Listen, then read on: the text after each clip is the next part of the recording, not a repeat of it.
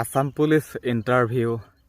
সম্পৰ্কত নতুন নটিফিকেশ্যন এখন আহিবলৈ গৈ আছে খুব সোনকালে SLPRB ৱেবছাইটৰ জৰিয়তে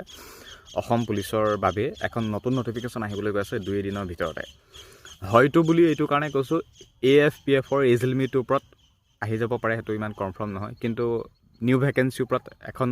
নতুন নটিফিকেশ্যন আহিব কামাণ্ডৰ নিউ ভেকেঞ্চি এই মানে ইনক্ৰিজ হোৱাৰ ওপৰত ভিত্তি কৰি 2 দিনতে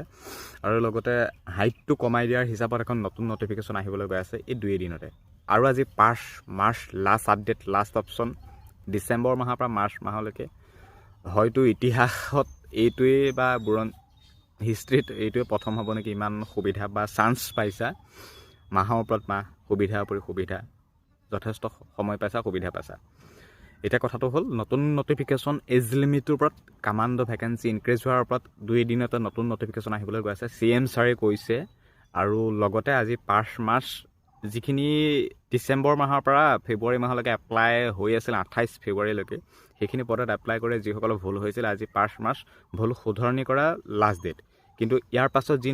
নটিফিকেশ্যন আহিব অনলি কামাণ্ডক লৈহে আহিব আৰু এজ লিমিটটোৰ ওপৰতহে আহিব এজ লিমিটটো আহিলে সেইটো বঢ়াই দিব বা কমাই দিব লগতে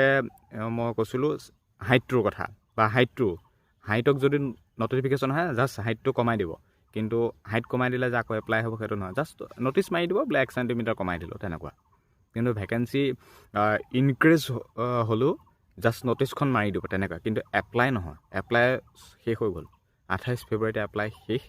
এতিয়া খালি নটিচহে মাৰি দিব এই নটিচ মাৰিলে যে আকৌ এপ্লাই কৰা সুযোগ বা সুবিধা পাব তেনেকুৱা নহয়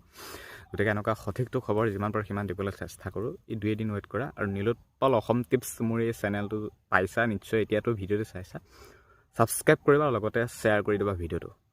ধন্যবাদ